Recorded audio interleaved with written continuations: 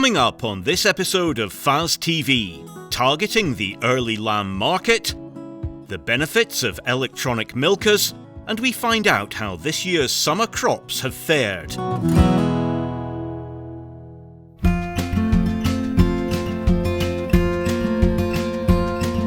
In Ayrshire, a number of sheep farmers are always looking for ways to increase production with the same fixed land area. Today we're returning to King's Arms, where they run an intensive high-output system which involves winter housing of ewes and targeting the early lamb market. The farm is run by Robert and Caroline Dalrymple and their farm managers Andrew McLean and Andrew Nutt. We joined them earlier in the year when they were lambing, and now we're here to see how the lambs are developing. I'm Andrew McLean, farm manager at King's Arms Farm, Ballantrae. We are right on the shore here, as you can see for the backdrop. Fields start right on the shore, work up to where we're standing just now, and then with another 2 farms inland. We're running about 1,500 ewes to lamb. We buy in mule gimmers, we put them to Texel top, keep the ewe lambs off of them, and that gives us our homebred flock of Texel crosses, which we put to the Suffolk, and Beltex and Beltec crosses to produce our prime lambs. So why lamb as early as February? And what is the system for scanning until lambs are sold? Normally a good year we have very early grass, so we can get the ewes out onto grass beginning in March, and then creep feed the lambs, and hopefully first lambs are away sort of mid-May, targeting a 20 kilo average dead weight sold through farm stock Ayrshire country lamb. This year's cold spring season has inevitably impacted grass growth and by extension the entire farming system. Well, I've fed ewes longer. The week before we drew lambs we stopped feeding ewes. We just had to keep feeding them. We had no grass at all. It was just so cold, the grass wasn't growing. We hadn't a lot of rain, so it was dry. The creep fed lambs took more creep, so they are not that far behind where they normally are. The grass-fed lambs are a wee bit slower, but they're not that far behind, maybe a week behind. So how does Andrew select finished lambs, and what management practices does he use when they're gathered in the pens for drawing? Based on past experience, basically, we know roughly where we need to start drawing lambs. They kill out more or less the same every year because they're creep fed. So start drawing lambs, we usually start minimum weight, kind of 38.5, 39 kilos. First week probably go 39 kilos upwards, and then once we get our lamb line back, we know for there if we're needing to up our weight or decrease our weight depending on how they've killed out. We aim for a 20 kilo carcass average, and that seems to hit the spec that they're looking for at the abattoir. The ewes were dosed with Sidectin LA just before lambing time, so since we started doing that we seem to have reduced our worm count. So we actually had the first draw of lambs away and we hadn't those lambs. But when they are in, we run them so they go through the foot bath when we're drawing them, and they're through the foot bath every time they're in the pens. They just run out through it. And as I say, lambs, when we started needing to dose, the day we draw them we just dose them as well. We usually draw a week in front, so we'll draw on a Monday and lambs will probably not go to the following Monday, just to give us a rough idea for numbers that we need to book in.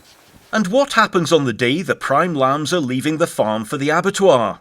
We shed them off. They usually stand in the shed before they go in the lorry. They need to stand in the shed for a minimum of kind of 3-4 hours so that they're emptied out to go in the lorry, they travel better.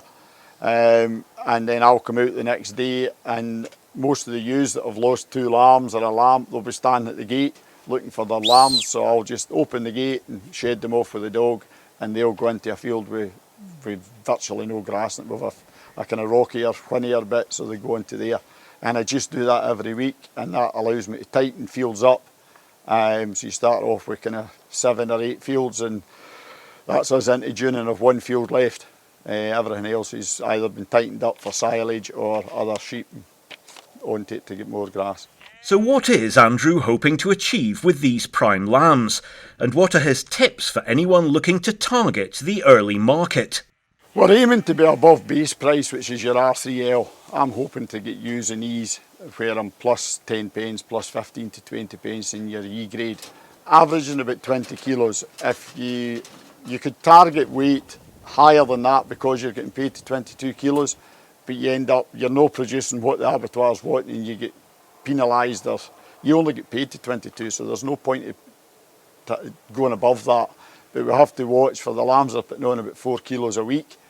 So if you convert that back, if you draw them too heavy, you end up with a lot of heavy lambs quite quickly. So we draw it every single week. We've sold exactly 1,000 lambs.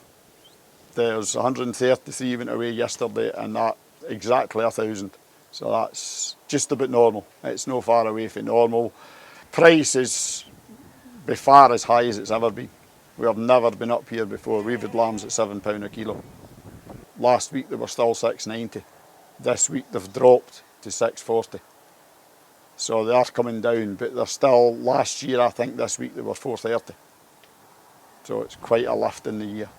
I think if you're doing it, you need to look for something that's going to grow quickly. And if you're using crate feed, you need something that can actually utilise the crate feed. It has to be able to eat a lot of crate food to put the kilos on.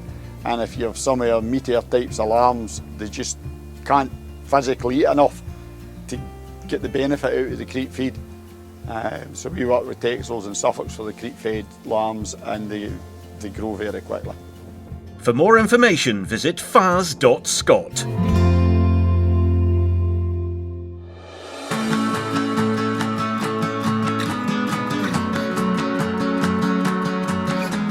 Park Farm near East Kilbride is farmed by the Nielsen family. They adopted robotic milking technology in 2018, which has completely changed the way the Nielsens manage their cattle. The robot collects a large amount of data, which the Nielsens use to monitor and manage the herd. I'm Glenn Nielsen here, Park Farm just outside East Kilbride, milking 400 cows through 8 Lely robots. I'm my fourth generation on this farm, so I run the farm with my younger brother Grant and my father Hugh. Grandpa's still going about as well. Why did you decide to change to a robotic milking system? We were milking through a 14-14 herringbone. Milkings were coming in about 5 hours, 3 times a day. 2:30 used to start in the morning. Polish couple would come out for 3 for the milking. Never seemed to end. You would have one milking done, and by the time the parlour was dry, you were waiting again for the next milking. It just never seemed to stop. Very hard on cows, very hard on men.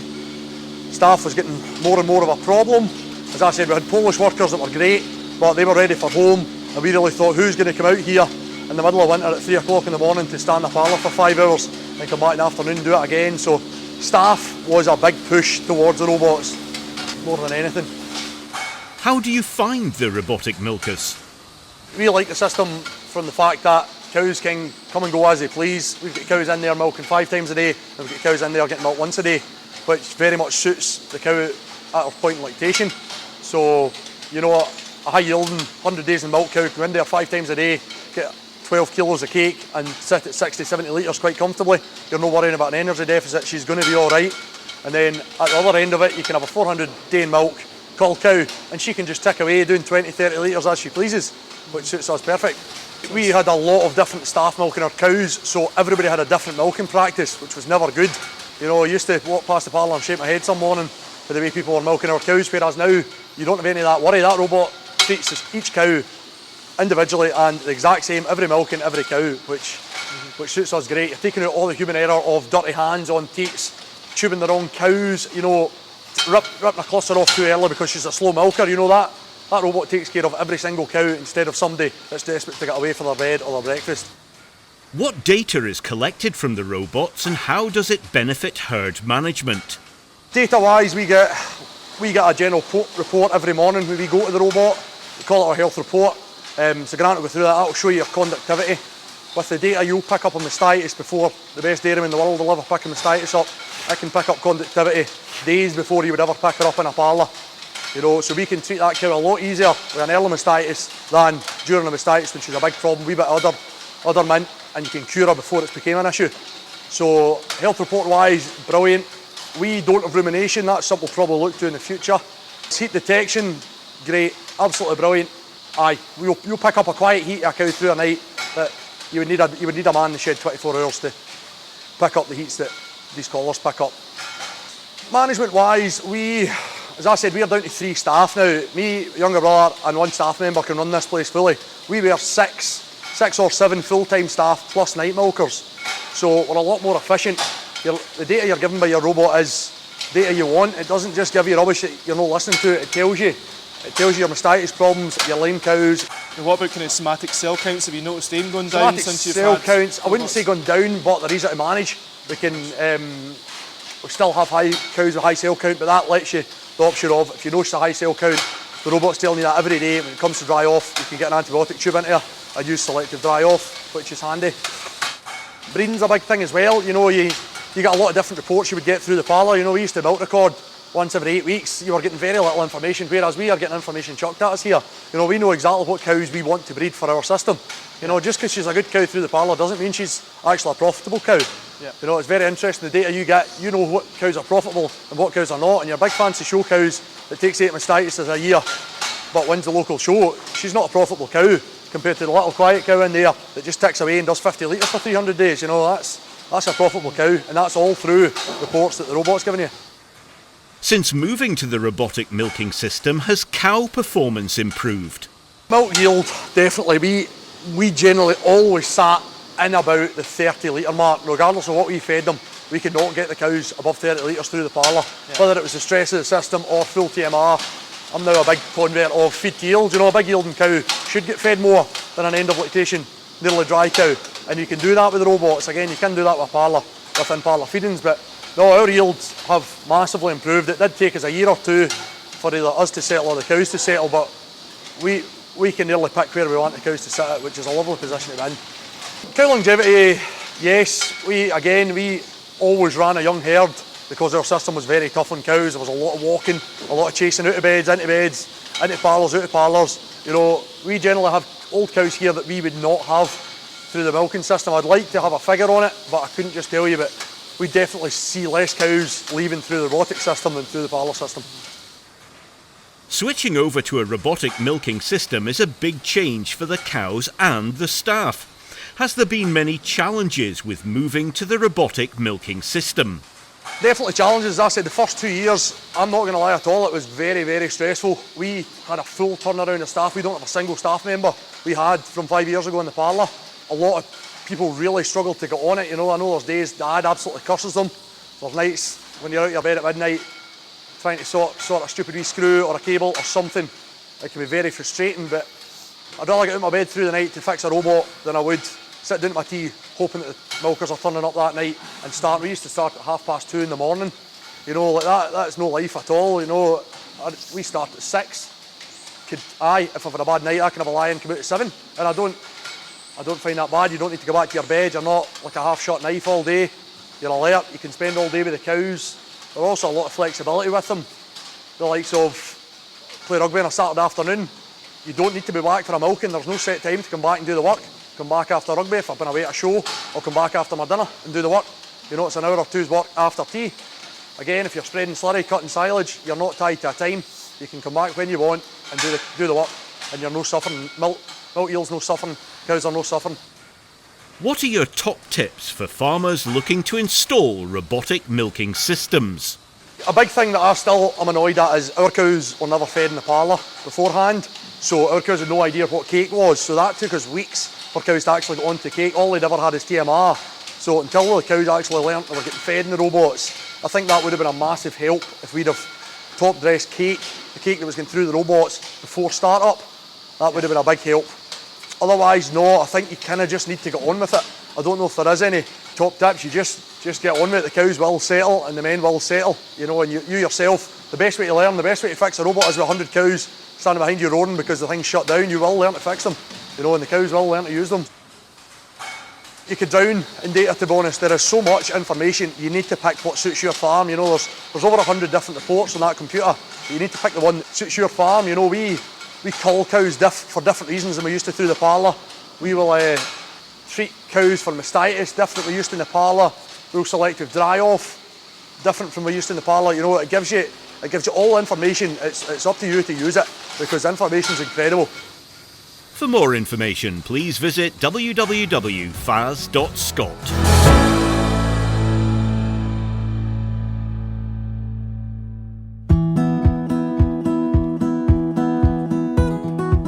Lely milk robots have been installed at Park Farm near East Kilbride, which is farmed by the Nielsen family.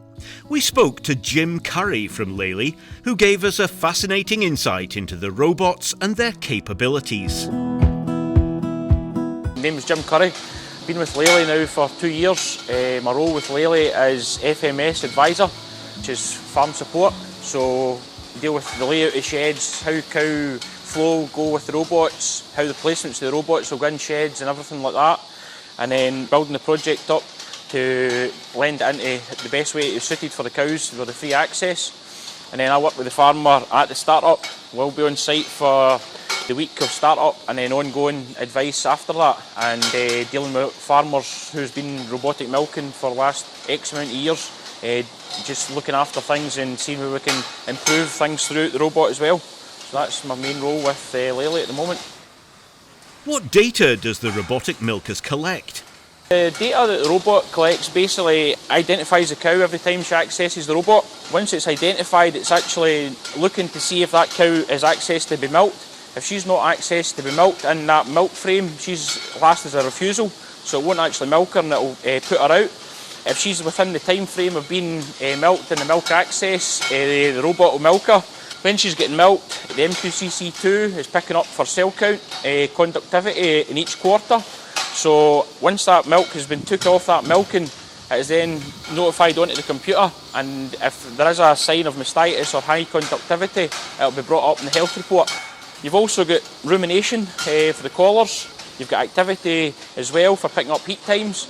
Silent heats is very easily picked up with these activity collars, and rumination obviously with eating minutes and things like that. So it can pick up in ill cows and sick cows very quickly as well, which is all again reported back to the health report. How is this data presented to the farmer? Basically, once each milking takes a dip, or every 2 hours, the activity collars and the rumination collars is all backed up to the computer. So it comes on a graph or in the health report, and it's scored out 100. So basically 100 is a very sick cow and down to 10 or 20. So you're picked up in conductivity, milk drop, stomatic cell count, rumination, all these things are all picked up in the graphs, and when you click on that individual cow, it will give you a report of what it's seen to be wrong with the cow and give you an idea of what you're looking for to go and pick up on her. How can a farmer benefit from interpreting the data and acting on it? The farmer can get this information a lot quicker because it's backed up every couple of hours to the system. He's getting that rumination dip before he's probably seen it in like a normal milking system. That collar has picked it up through the robot or in the shed, and so he can actually act on that animal quicker and get her dealt with. So basically getting on top of the problem with the cow before it's causing the cow too much serious problems. Jim now shows us how the data is presented to the farmer. This is the information which is getting collected on the robot. So we've got total milk per cow. So here we're sitting here, we've got our milkings per day per cow and refusals. We've also got concentrate fed through the robots, milk speed, box time, connection attempts for when the robot's trying to connect and how good it is there. We've got our treatment time, which is the brush treatment from the cow walks in the robot to the units is attached and things like that. The other thing we get here is our health report. So our health report here gives you your sickness score. So it's either milk drop or milk temperature or time away, which is the cows are not been at the robot. So we've got a few things: mastitis, conductivity. These cows down here, very little to worry about. It's just maybe a milk drop, a couple of things like that. But it's the top end that you want to concentrate on if you have a problem. But this herd's 400 cows, so it's very minimum to deal with. And you will get to know which cows you're dealing with. Maybe this cow was affected 2 days ago, but she's getting better. But this cow's maybe just coming on to the health report at the moment. So this is our milk table here. So this is a fixed feeding for up to 60 days after calving. And then it goes on to milk yield, feed to milk yield. And then prior to dry off, 2 weeks prior to dry off. Reduces the cake to down to 1 kilo a day, so helps reduce the milk off the cow for easy drying off. You've got cows giving high volumes of milk, trying to dry her off, 30 odd litres, so that reduces the cake over that 2 week period, and hopefully there's not as much milk to get taken off from there. What's your advice for people thinking about changing to a robotic milking system? Going from the conventional milking system, going for robotics is basically cow health. The cows are spending maybe 20 minutes a day in that robot getting milked. So split it into 4 different times or 3 times. She's in that box maybe 6-7 minutes. The rest of the time of her day, she's either lying down, eating, or drinking water. So she's not standing 2-3 hours in a collecting yard before going to the parlour.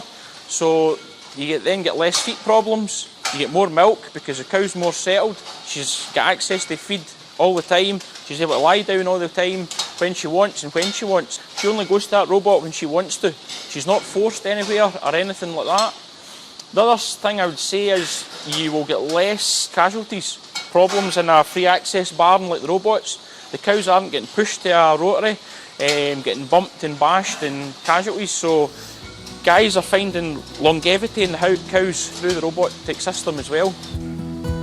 For more information, please visit www.fas.scot.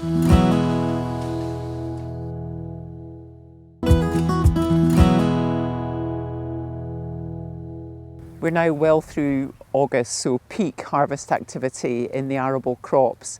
We're standing in winter wheat at one of our SRUC trial sites. Behind me you can see that the winter barley's already harvested. A lovely sunny windy day today, so the wheat's ripening off quickly, but it's obviously been a very catchy harvest. We've had some very wet weather in August as well, which has made it a stop-start affair. Winter barleys have come in well. They were generally gathered in the main in July, so the winter oats and the winter barleys yields actually, if anything, above average with some good straw there as well. The winter wheat we're in now is probably fairly typical, so slightly uneven in its ripening with some ear diseases. So a point to look for is just to check for any whiteheads which might indicate take-all or eye spot of interest to your following crops, and also to remember to do a mycotoxin risk assessment. Again, that wet, warm weather has been conducive for some of the ear moulds. So we've got some early gloom blotching there, some sooty moulds, that grey, but here we've got that pink, the really worrying and classic signs of a fusarium infection. And that's one of the diseases that produces mycotoxins, and one of the reasons why it's really crucial you do your mycotoxin risk assessment before you put wheat into the supply chain.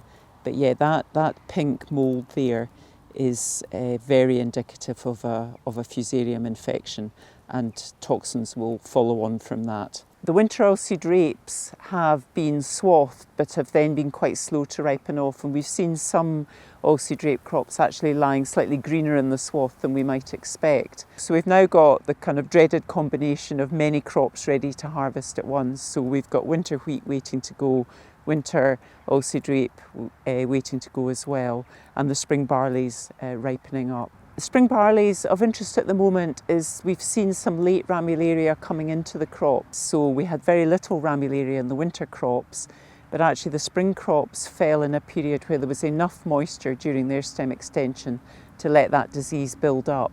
And then we had quite high temperatures after flowering, which mimics some of the continental Europe conditions, so heat and moisture, where ramularia is a particular issue.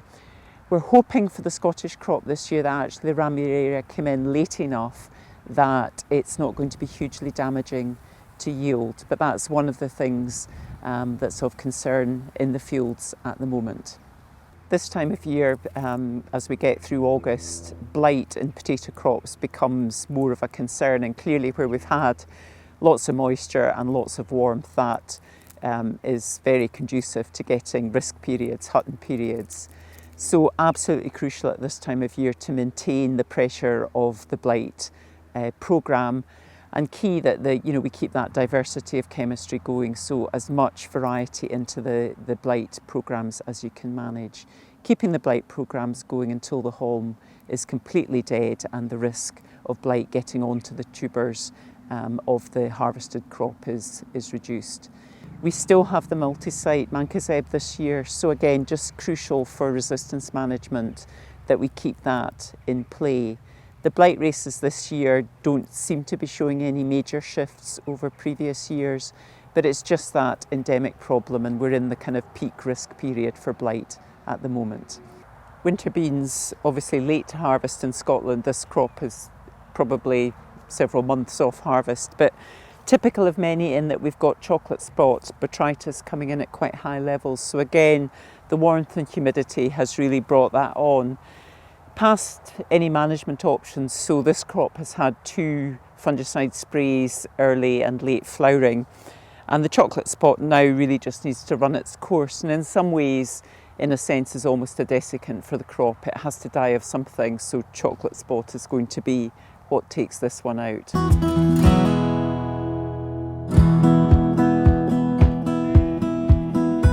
Next time on FAS TV, we get a taste of Arran and examine how the island is moving towards net zero carbon emissions.